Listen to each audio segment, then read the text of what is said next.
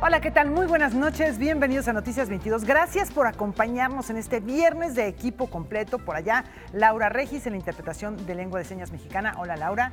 Huemansin, Karen, Rafa, Juan Arturo, ¿cómo están? Muy contentos, Bien. mi querida Laura, amigos del auditorio. Ya es viernes y tenemos un programa variadísimo, arrancando con ciencia. ¿Qué tal, amigos de Noticias 22? Hoy les voy a hablar de una máquina que es considerada el origen de todos los ordenadores actuales. La máquina de Turing fue creada por algunos alumnos del Instituto Politécnico Nacional y es considerada la única en el mundo. Además, uno de los genios. Sí, además tendremos una película, una invitación para que asistan mañana para ver una película en el Instituto Italiano de Cultura que tiene que ver nada más y con nada menos con un personaje que no solamente protagónico este año por los 500 años de su muerte, sino desde entonces ha sido fundamental, Leonardo da Vinci. Una entrevista imposible, Así primer es. mundial en la música, maestro Brennan. Hola, colegas. En la música, seguramente ustedes conocen a Mario Iván Martínez. Mario Iván Martínez es una especie de hombre del Renacimiento. Hace de todo, yo creo que hasta cocina. Pero dadas las circunstancias y de lo que se trata nuestra sección final, hoy vamos a hablar con Mario Iván Martínez, el músico. Es bien interesante lo que tiene que decirnos.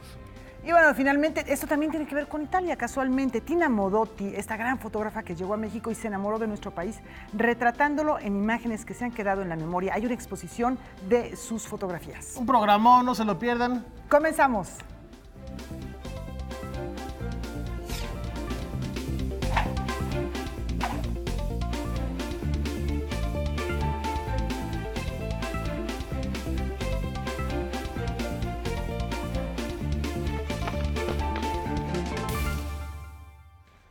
Vamos a empezar con música. Anoche el primer cuadro de La Capital vibró al compás de la pianista sudcoreana Jeol Eun-son. Es una de las intérpretes más prometedoras de su generación. Escúchenla.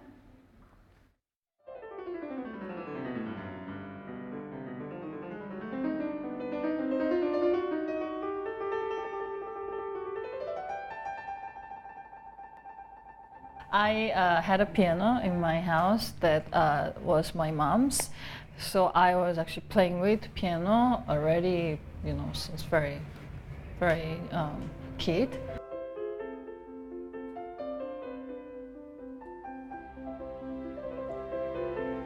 The starting piano at 3.5 was actually not too early for me, and also my friends were actually, doing the same thing because in Korea, in my childhood, everybody was doing it actually, basically. So it was very natural thing. El Festival del Centro Histórico presentó a una de las promesas más importantes del piano.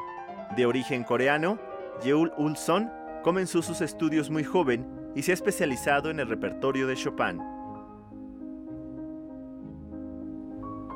Chopin is actually one of the most essential composers, let's say, put this way, for pianists, any pianist, because he has lots of piano repertoire. Actually, almost every pieces that he has written is for piano. So yeah, of course, I learned his etudes, the studies, and every other things since I was very little. And I think at the time I had very much of affinity to this music. Esta joven pianista se presentó en nuestro país al lado de la Orquesta Sinfónica de Aguascalientes bajo la dirección de José Areán. Para esta única presentación, escogió el Concierto 21 de Mozart. Mozart has written this piece when he was in his late 20s, so not too far from my age right now. It is, I think, in my opinion, is highly operatic. I think we could almost define Mozart as an opera composer, and this is actually a very good example that he really bring the whole opera into instrumental music. And there are really so many characters, so many gestures, so many faces, so many nuances in the piece that you can almost experience in operas. And at the same time, it also has a magical simplicity that it has everything, but it's actually very simple by the end. And I think that's what I really like about the piece. Noticias 22, Alberto Aranda.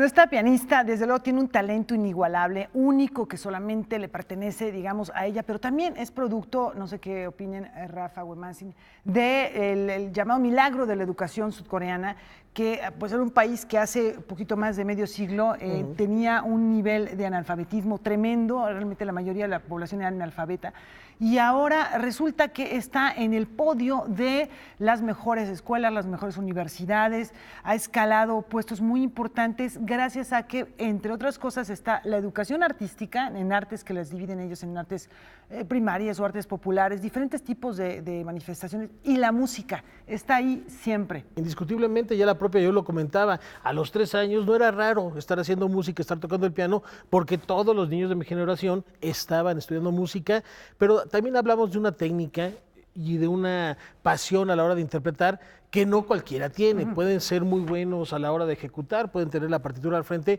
pero a la hora de transmitir, ahí sí son contados. Bueno, es que lo que dices, Rafael, es muy cierto, pero también tiene mucho que ver con lo que señala Laura. Si consideramos que basta revisar la historia de Corea, vámonos a 40 años atrás y no existían estos músicos, como no existían los medallistas olímpicos que tienen, como tampoco existían todos los científicos ni las marcas de electrónicos que existen hoy. ¿En qué varió? Tuvo que ver con una política fiscal en donde todos los ciudadanos podían ejercer una declaración fiscal que apoyaba al país, pero también una cosa muy importante, estamos hablando de una nación que invierte 35% de su Producto Interno Bruto para educación, ciencia y tecnología. Hay nada más, ¿no? Digo, creo que si queremos cambiar un país como este, hay que invertir en ciencia, tecnología, educación y artes. Y por otro lado, estamos hablando de que es un país, a diferencia de todos los que participan en la OCDE, ya lo hemos mencionado en otras ocasiones, es el país que tiene mayor remuneración por horas de trabajo, en comparación a México, que está en el último lugar. Bueno, si se quieren transformar las cosas, ahí hay una forma para demostrar que en 40 años ocurrió, ¿no?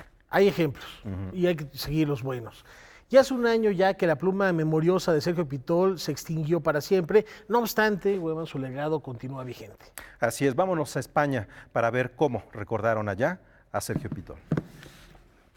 La eternidad de un hombre de letras. A un año de la muerte de Sergio Pitol, la Casa de América en Madrid le rindió homenaje.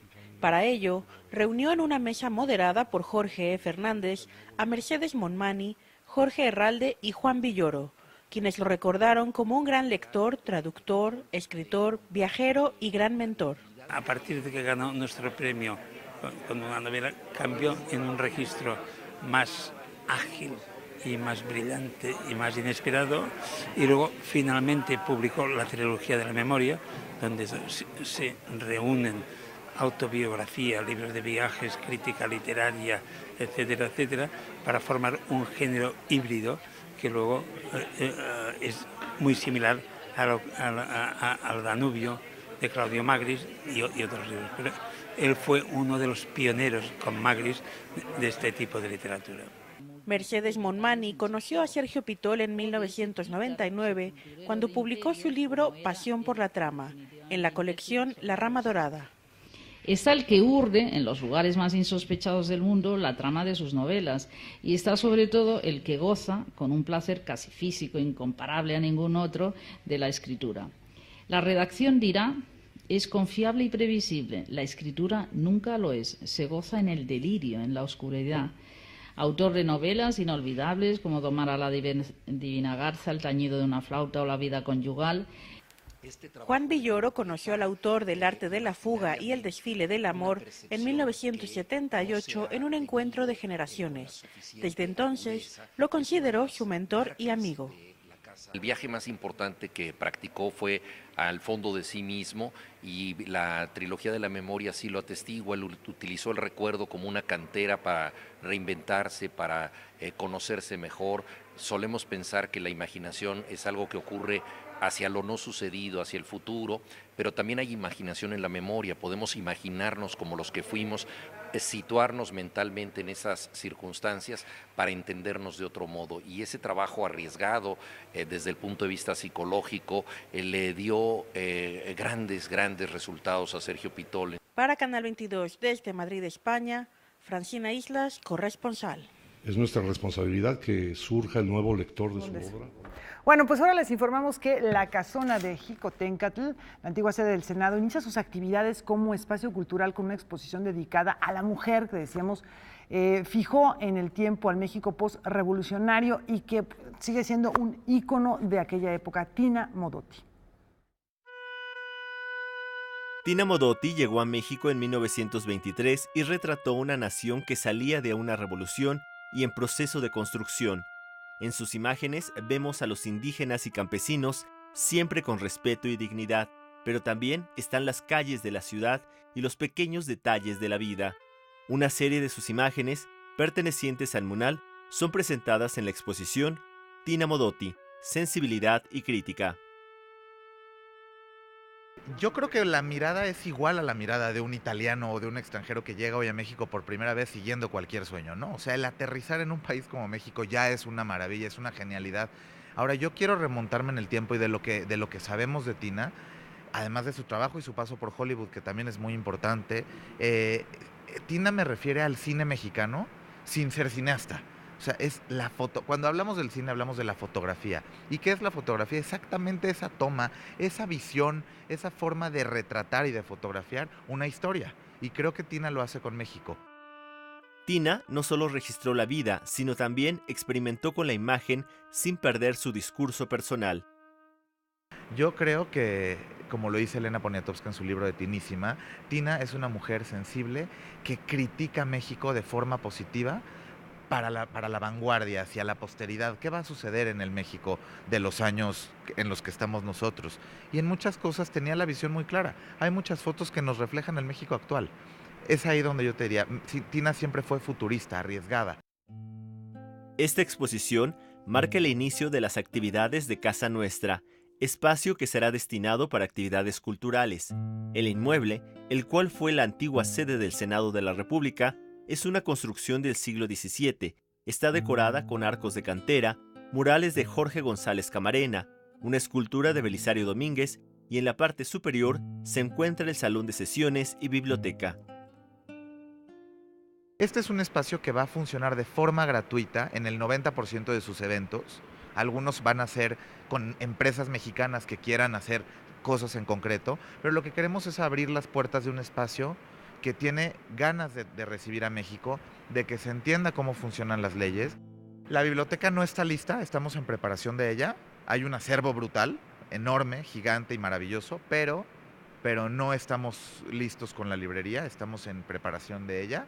Y sí, hay oficinas de Casa Nuestra, del proyecto cultural, y bueno, muchas sorpresas que vienen. Noticias 22, Alberto Aranda. Indudablemente, cuando estamos hablando de Tina Modotti, estamos hablando de un personaje que se insertó en una dinámica cultural y artística que en ese entonces tenía nuestro país con una proyección bárbara y también con los ojos de todo mundo, ¿no? Porque no hay que olvidar que, bueno, a Tina Modotti también la acusaron de que haya sido la asesina de su pareja, que estaba vinculada con el movimiento comunista y que, bueno, después la absolvieron, pero sí impactó tremendamente en su carrera. Estamos hablando de un momento en donde México, además de ser un centro cultural y artístico, pues era uno de los frentes de la Guerra Fría. Una vida de novela, la de Tina Modotti. Y ahora nos vamos, ayer les comentábamos de las grandes inauguraciones que se están dando en museos de nuestro país, y una de ellas es la que trae el activista y artista chino Ai Weiwei al Museo Universitario de Arte Contemporáneo, que también el día de ayer fue inaugurada, y estas son las palabras de la Secretaria de Cultura, Alejandra Frausto, a la hora de dar apertura a esta singular exposición que nos invita a reflexionar sobre la violencia. En una universidad donde justamente se forman los jóvenes, donde se está formando el pensamiento complejo, donde se debe de defender no solamente la bendita autonomía, sino el cuestionamiento permanente a lo que vivimos, es justo el lugar fértil para que se lleve a cabo esta exposición que toca expresiones artísticas tradicionales, que toca patrimonio que de un plumazo se deja de ver en un territorio y que toca memoria que se ha dejado de construir o que se construye desde la ausencia. Estos temas que toca Ai Weiwei en esta exposición nos hacen pensar justamente en eso, en lo importante que es los derechos, que son los derechos humanos. Y además, el hecho de que el artista, con toda esta libertad, tiene capacidad crítica, y si vemos la historia de la humanidad, ¿quiénes son siempre los más sometidos cuando hay alguna situación de falta de libertad y crítica? Bueno, por los artistas. Así es, sí. Bueno, es una exposición que llama la atención no solamente porque haya sido Ai Weiwei quien sea el artista, un artista de renombre, sino también la forma en la que él se ha involucrado en nuestro país para poder generarla, ¿no? Y ahora también interesante la reflexión porque tiene que ver con nuestro siguiente segmento, que es de ciencia, donde los bloques estos de Lego están formando parte del arte, parte del activismo y también parte de la ciencia, y vamos a descubrir por qué después de esta pausa.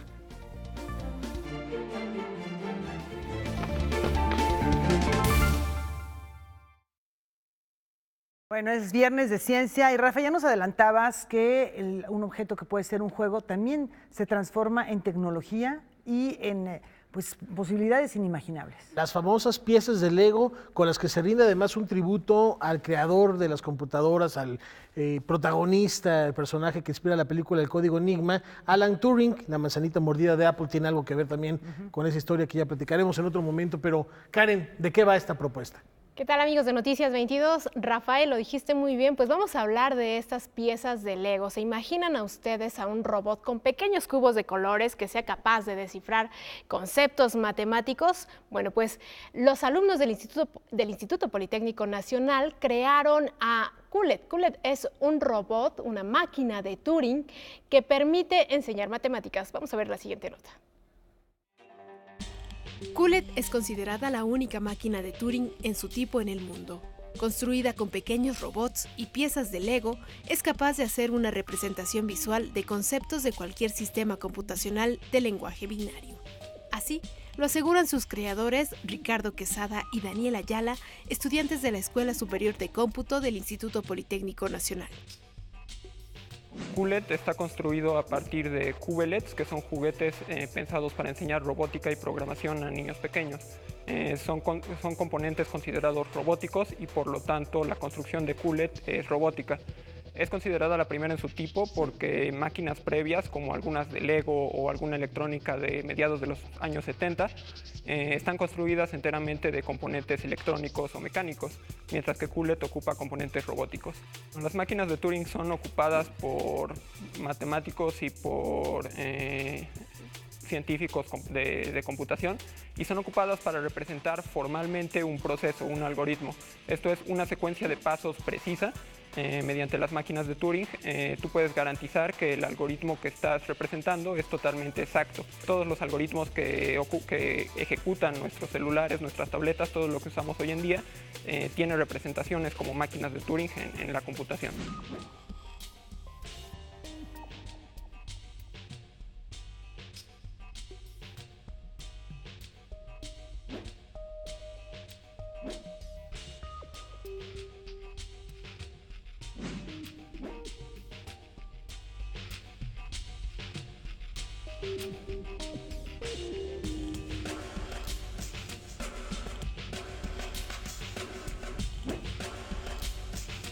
Actualmente, los usuarios de los ordenadores pueden realizar diferentes actividades al mismo tiempo, como escribir textos, escuchar música y navegar por la red, sin necesidad de cambiar de dispositivo.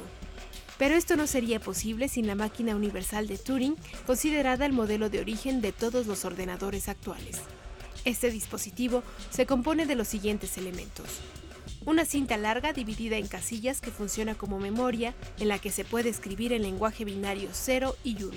Una cabeza con movimiento de izquierda a derecha que permite escribir y leer los números, y un programa encargado de ordenar las acciones de este instrumento. Y en el caso de la máquina que nosotros construimos, los símbolos son bloques de Lego. La posición del bloque de Lego indica si se trata de un 0 o de un 1. Esta máquina habla un alfabeto binario. El cabezal, que es propiamente el robot, se mueve derecha a izquierda a lo largo de la cinta y manipula la posición de los símbolos para escribir, y también mediante sensores de distancia puede leer la posición de los bloques de Lego, lo cual representa la operación de lectura. Esta operación de Coulet es el equivalente de la computación que está haciendo la máquina de Turing. A pesar de que hay máquinas previas similares a Coulet, todas son en el extranjero, es decir, la de Lego fue construida en 2012 en Holanda y la de Douglas Clark en Estados Unidos en los años 70. Esta máquina es muy importante precisamente en didáctica, en estudios de ciencias de la computación, pues uno de los problemas más grandes que enfrentan los profesores en esta área es precisamente lograr que los estudiantes puedan abstraer realmente qué es lo que significa la máquina de Turing.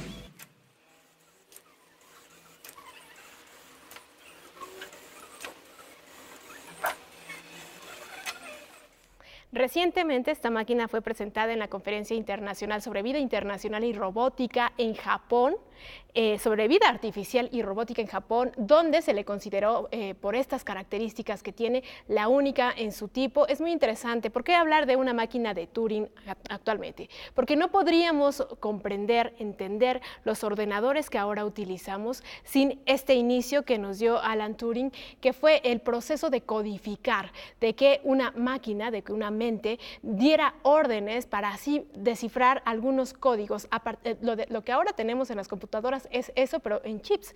Ahora lo que hacemos es todo a través de códigos, pero en algo más pequeño. Esta máquina también va a ayudar sobre todo en las clases de matemáticas, de geometría, de robótica, en las universidades y en las escuelas de bachillerato, Rafael, Laura. De eso se trata, de que los alumnos conozcan más cómo es que funciona, se enseña, de hecho en las clases, en la media superior, pero no se sabe mucho visualmente, no se conoce cómo es y cómo funciona. Admirable el trabajo que están haciendo, tan jóvenes, temprana edad y un talento para desarrollar estos lenguajes binarios, que mis respetos, de verdad. Y además la explicación me pareció tan gráfica, no les voy a decir que se las pudiera repetir, ni les voy a poder explicar, pero sí me pareció que te permite comprender cómo funciona un lenguaje binario, que es, digamos, que lo más elemental que hay que saber para comprender cómo se replica la información y cómo se decodifica. Y a mí lo que me impresiona en ese sentido, Laura, Karen, Rafael,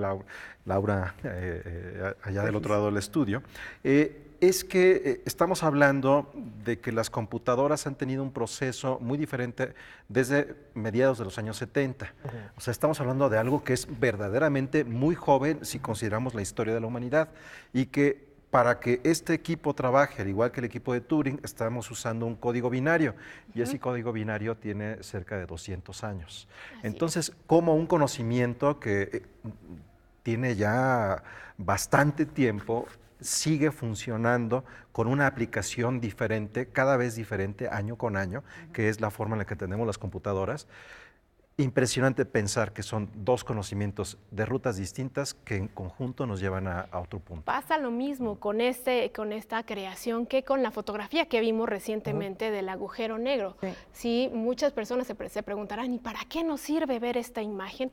Pues es que, en primera instancia es la primera vez que se ve de forma real. Se habían hecho muchas interpretaciones en diferentes películas sobre lo que era un agujero negro, y es la primera vez que podemos verlo de forma real. Y si uno piensa en estos 8 telescopios colocados a lo largo del mundo, enfocados durante 2 semanas en un solo punto, y a partir de ahí crear esta imagen, es un trabajo que no es nada más de 2 semanas, que es un trabajo que viene desde el siglo pasado, esta cuestión de saber cómo es un agujero negro, cómo funciona, y bueno, ¿para qué nos sirve? Bueno, a partir de ahí se generan muchos desarrollos tecnológicos. Claro. El teléfono que tenemos ahora, no me quiero imaginar la nitidez con la que se van a crear las próximas cámaras, por ejemplo, ¿no? Pensar a futuro, igual van a ser microchips instalados con el mismo código binario de hace 200 años. Muchísimas gracias, mi querida Karen.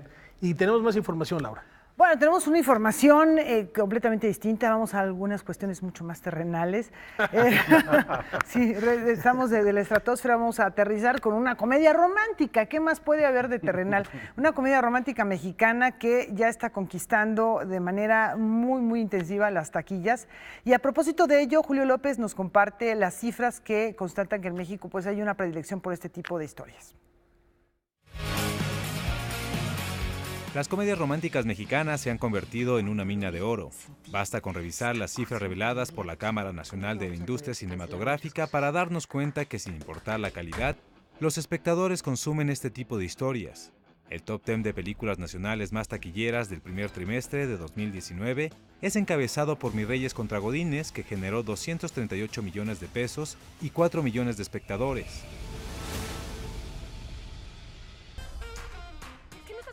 El segundo lugar lo ocupa La boda de mi mejor amigo con 99 millones. Y el tercero es otro refrito, Perfectos Desconocidos, que recaudó un total de 63 millones de pesos. La lista la completa En las buenas y en las malas, Como novio de pueblo, Lady Rancho, Belzebú, Las niñas bien, Una familia con madre y el documental Un filósofo en la arena. La próxima vez que volvamos aquí, seré la señora de Alcántara. Un nuevo taquillazo se avecina, No manches Frida 2 con Omar Chaparro y Marta Gareda, quien además es productora de la película. La primera parte marcó un hito en la cinematografía nacional. Somos el cuarto lugar mexicano histórico, ¿no?, más exitoso en Estados Unidos. Somos la única en el top 10 extranjero en Estados Unidos que tiene 2 partes. Entonces estamos haciendo historia. México sigue haciendo historia aquí en Estados Unidos y en Italia y en Francia y seguirá haciendo historia. Este es el otro cine mexicano que abre puertas en el extranjero, el repudiado por la crítica, el que genera acaloradas discusiones en redes sociales. Unos lo aman y otros lo odian. Lo cierto es que no pasa desapercibido. Entonces, si yo me pusiera a fijarme mucho en todas las críticas de las redes sociales, me desanimaría muchísimo y seguramente diría, ay, ¿para qué hago lo que hago? Yo lo hago porque le tengo mucho amor y lo hago por la gente que le gusta ir a verlo, ¿no? Exacto. No por la gente que no va a ir a ver la película. Hashtag somos los mejores. Podríamos hablar largo y tendido sobre las carencias de esta película, pero basta con decir que esta no es mejor que la anterior, y para fortuna de algunos y desgracia de otros, podría haber una tercera parte. No manches Frida 2 es un producto que satisface una necesidad. A final de cuentas, también somos lo que vemos. Noticias 22, Julio López. Bueno, muy interesante lo que nos pone en perspectiva Julio, amigos, porque estamos frente a una idea de cine que podríamos abundar muchísimo y hacer unas mesas bien sabrosas de discusión, porque la pregunta es si estamos frente a cine mexicano o si es un cine que está hecho con estándares ya probados y aprobados en la industria de Hollywood, únicamente con versiones tropicalizadas, ¿no? Entonces, a partir de ahí podríamos entrar en una discusión verdaderamente emocionante y que no creo que a todo el mundo le guste, pero que sí nos está confrontando con esta idea del espectáculo. Este es el cine, no sé si es cine mexicano, pero está hecho por mexicanos, pero eso sí, seguro, les deja mucho dinero. Es el cine que se está viendo. Sí, sin juzgar, ustedes vayan a las salas y juzguen con sus propios ojos lo que está haciendo en México. Ese es nuestro cine. Y en unos minutos, si viven cerca de Bellas Artes, láncese cuanto antes, porque la Orquesta de Viena hace su representación en este recinto cultural. En el marco del Festival del Centro Histórico se interpretará una de las obras musicales más extraordinarias de la historia, La Pasión según San Mateo, de Johann Sebastian Bach. El Festival del Centro Histórico de la Ciudad de México nació con el cumpleaños de Juan Sebastián Bach. Desde entonces, Juan Sebastián Bach es nuestro santo patrono y todos los años, año tras año, siempre presentamos algo de Bach. Estoy emocionada de tener aquí al maestro. Muchísimas gracias de estar presentes. Danke sehr, dass Sie da sind. Y espero que gocen mucho este concierto. El concierto está a cargo de 2 agrupaciones de excelencia mundial, la Orquesta Academia de Viena y la Orquesta Barroca de Música Angélica, con instrumentos de época y con la dirección musical del austriaco Martin Hasselbock. Especially the wind instruments are very different from today. When you look in the Passion by Bach, there's 3 different oboes are used, an oboe d'amore, and an oboe da caccia, and the look of these instruments is very unusual. And string instruments. There's a viola da gamba used, an instrument which does not exist in modern orchestras.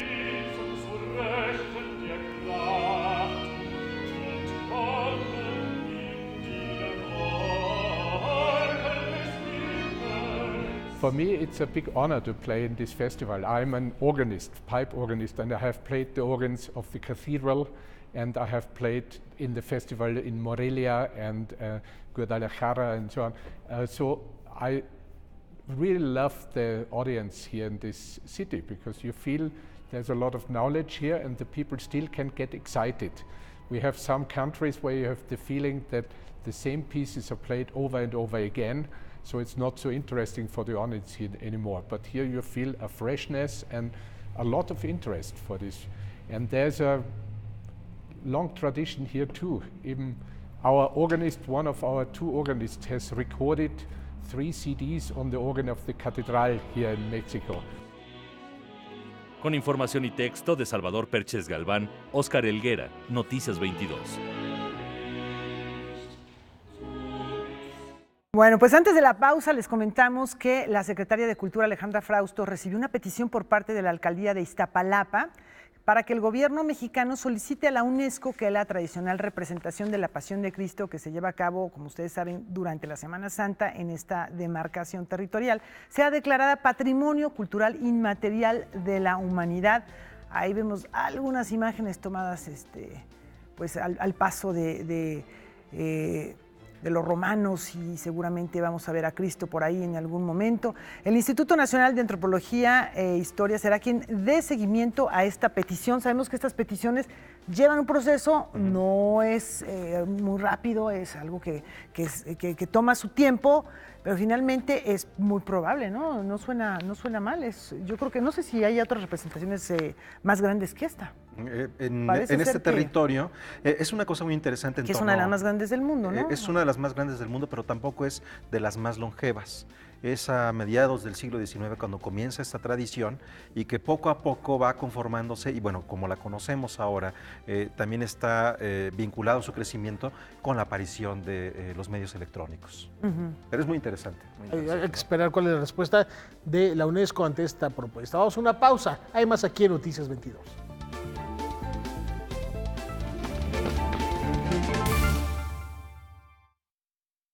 Bueno, continuamos aquí en Noticias 22 con algo que les anunciábamos al inicio de esta emisión y que tiene que ver con Leonardo.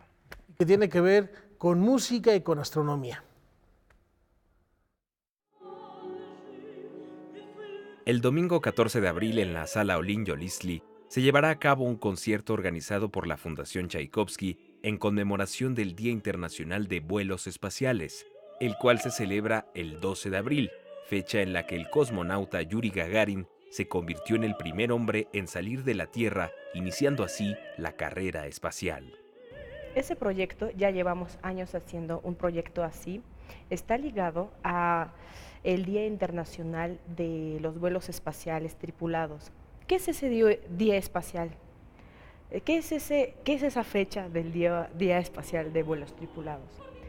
El espacio es realmente un enigma para el ser humano y mucho campo todavía para conocer.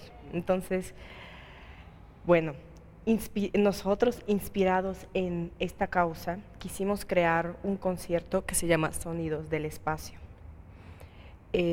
La música que se toca aquí es música clásica de diferentes épocas, que hicimos que se ligara con cierto tipo de ambiente que podría hacer imaginar el espacio.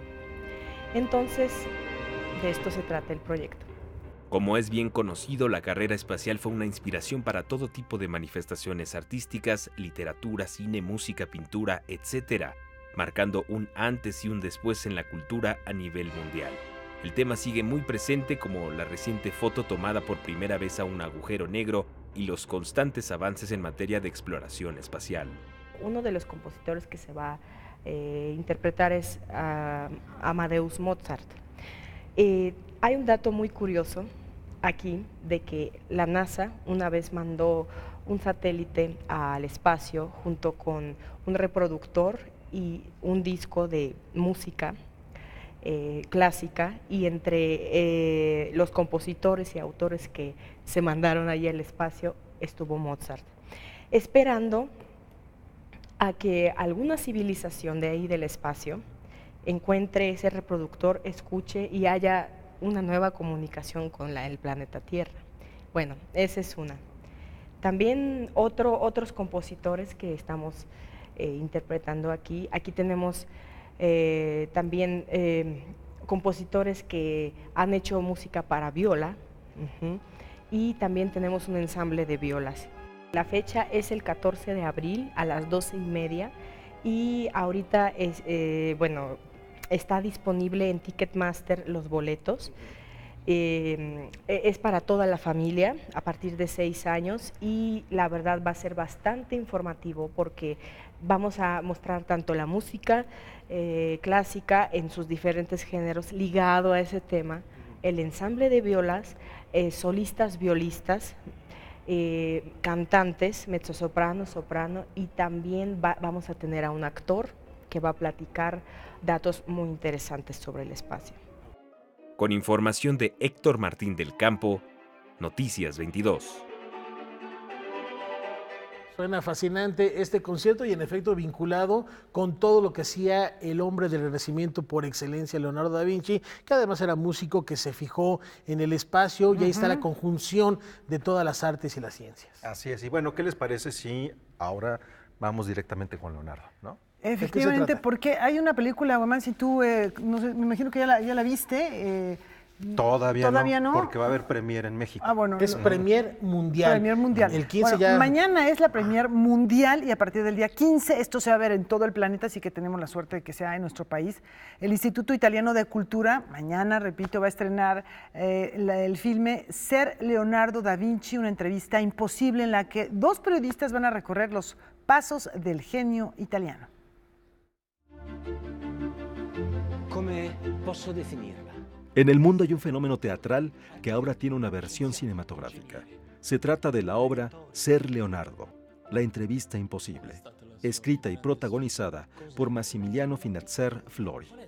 Este año, como parte de las actividades por los 500 años de la muerte de Da Vinci, el Instituto Italiano de Cultura proyectará de manera gratuita la versión cinematográfica de esta obra.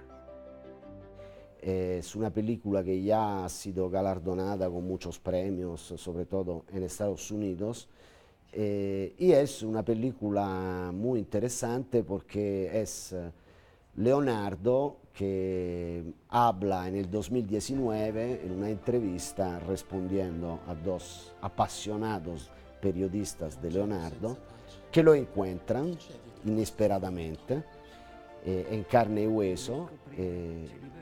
Y Leonardo le contesta hablando su idioma de la época, el florentino del siglo XV y XVI,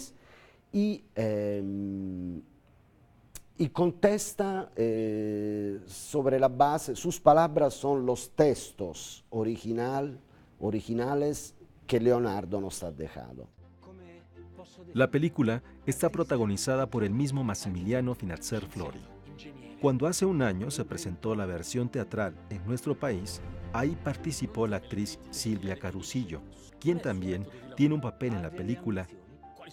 Leyendo la visión que tenía Leonardo da Vinci sobre las mujeres, creo que fue muy atinada la elección de los papeles, porque lo que hizo Leonardo en su arte y en sus retratos hacia de las mujeres fue, por primera vez, verlas como seres humanos. Por supuesto que ahorita estoy diciendo una obviedad, pero en esos tiempos no, porque en las pinturas las mujeres solo estaban tomadas en cuenta como símbolos. Leonardo fue el primero que interpretó la mirada, que interpretó las intenciones, que vio la mujer, repito, como un ser humano y que no necesariamente tiene que responder a estos cánones, a estas reglas, lo cual a mí me pareció interesante porque, bueno, no solo interesante, fantástico. Estamos muy contentos que se pueda, que los mexicanos, todos invitados, la entrada es libre, puedan verla el próximo sábado. La cita es el sábado 13 de abril a las 19 horas en las instalaciones del Instituto Italiano de Cultura, en la calle de Francisco Sosa, muy cerca del centro de Coyoacán.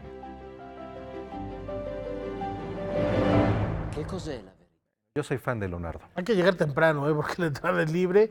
Seguro va a estar lleno. Ahí nos vemos para ver esta entrevista imposible. ¿Y qué te parece una propuesta para la semana entrante? Vamos a mostrar con ustedes, compartir con ustedes una conversación con el agregado cultural de la Embajada de Italia en México para que nos cuente algunas de las actividades que están organizando en torno a la conmemoración por los 500 años de la muerte de Leonardo, ¿no? Ya comprometido para platicar de eso. La semana entrante. Y ahora nos vamos con danza y la propuesta de Alicia Sánchez.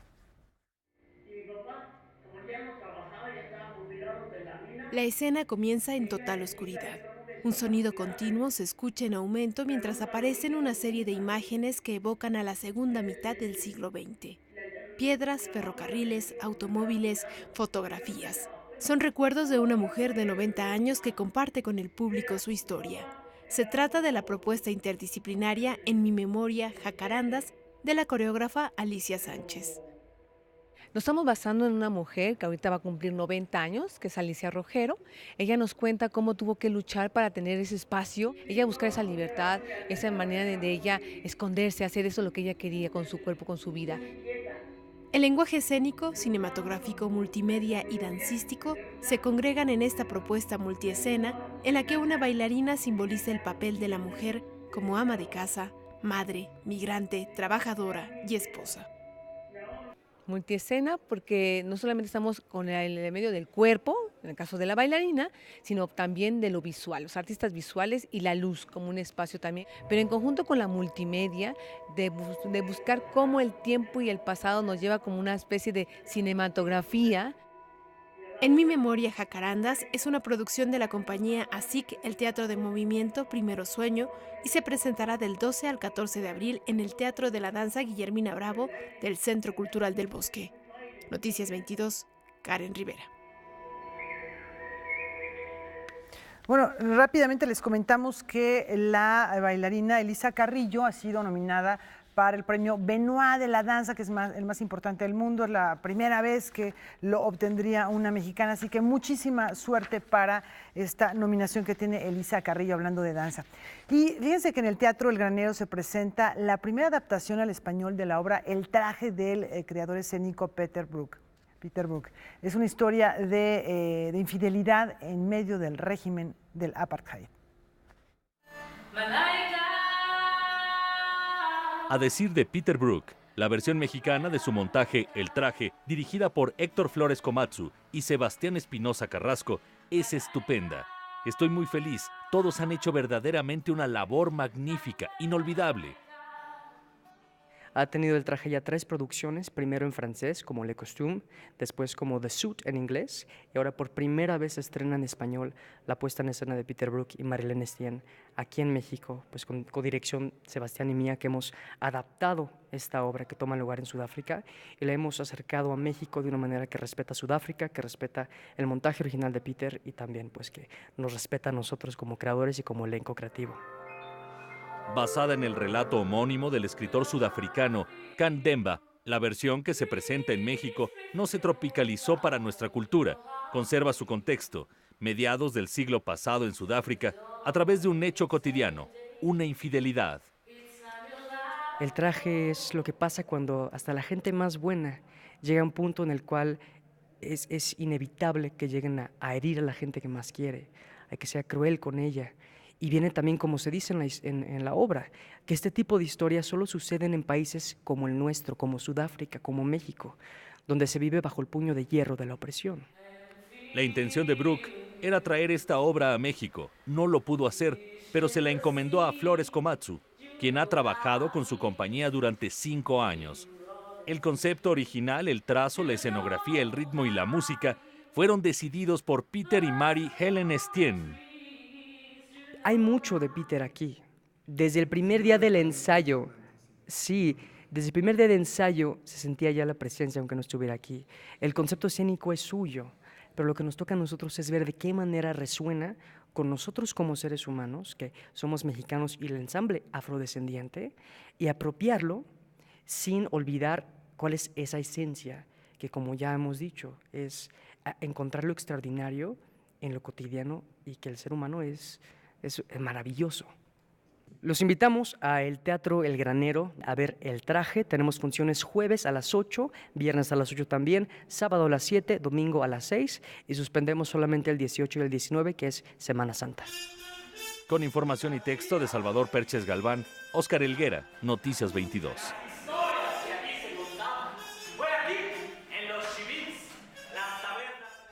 Bueno, pues ahí tienen varios montajes interesantes de danza, de teatro, para pasarla muy bien estos días. Sí, efectivamente, muchos de ellos no se llevan a cabo por razones obvias, jueves, viernes hasta el domingo, pero bueno, hay que buscar la cartelera. El patrimonio de la UNESCO. Efectivamente. Y al regresar, personajazo, invitadazo de lujo que tiene Juan Arturo Brennan, descúbranlo al volver. Volvemos.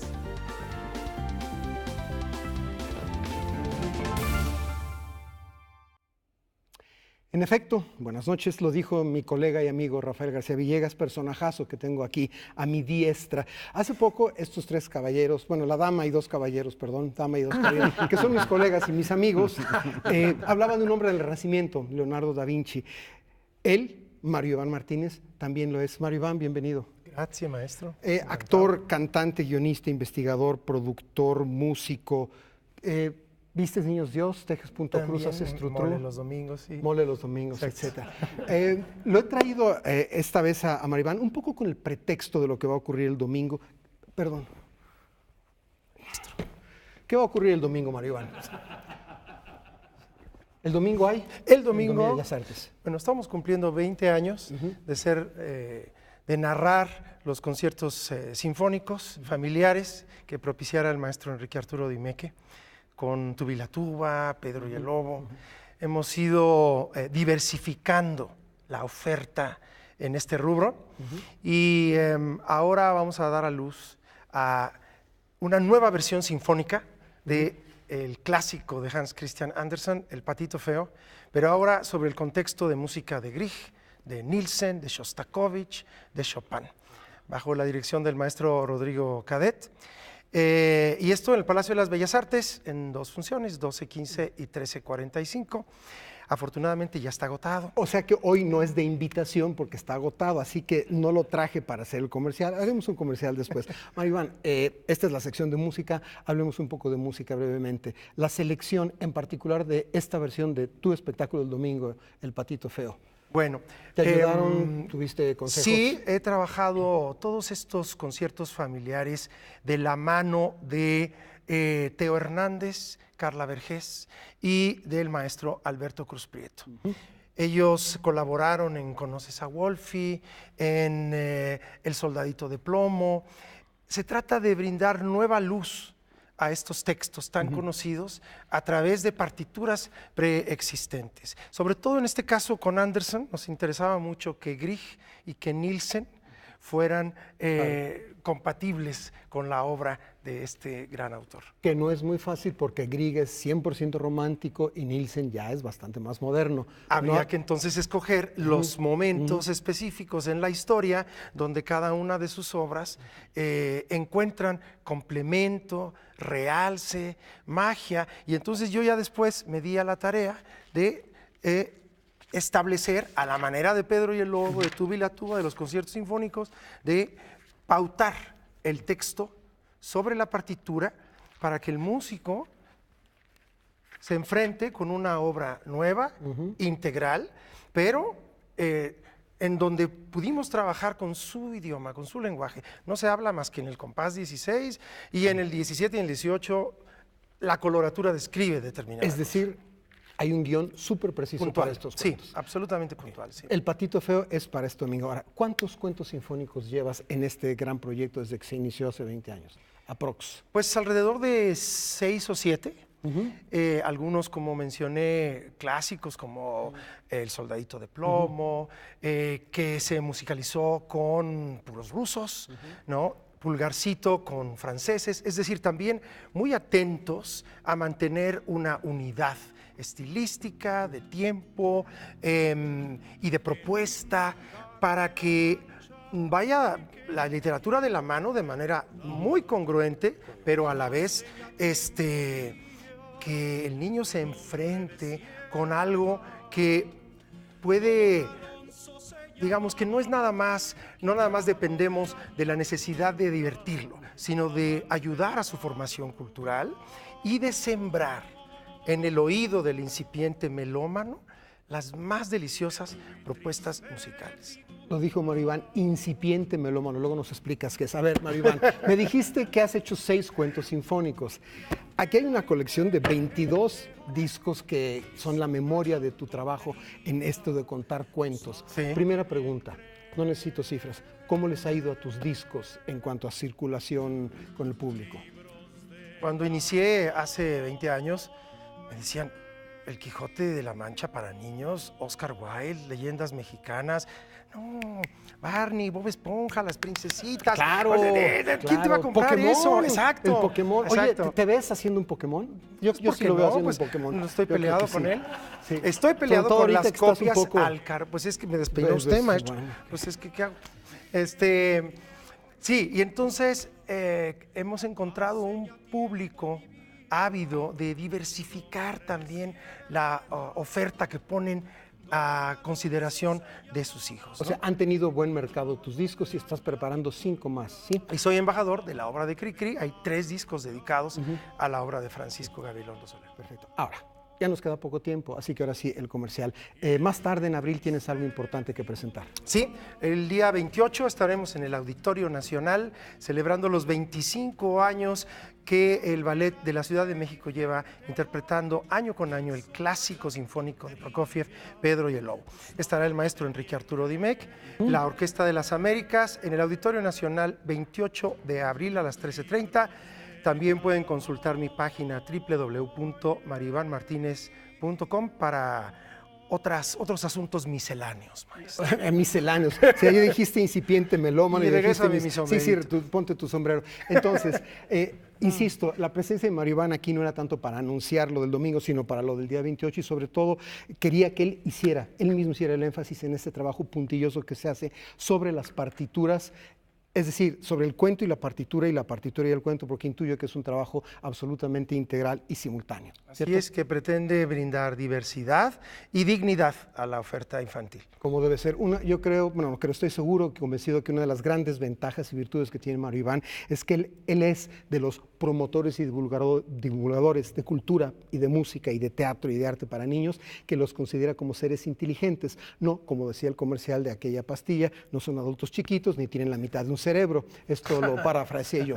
Maribán, mil gracias por estar aquí con nosotros. Maestro. Mucha suerte en este llenazo que vas a tener y también para el 28 de abril. Y nosotros vamos a despedir el segmento con una de las obras emblemáticas de Maribán. ¿Conocen a Wolfie? Él sí. Gracias, Maribán. Hasta el lunes. Hasta el lunes. Chao. Buenas noches. Buen fin de semana.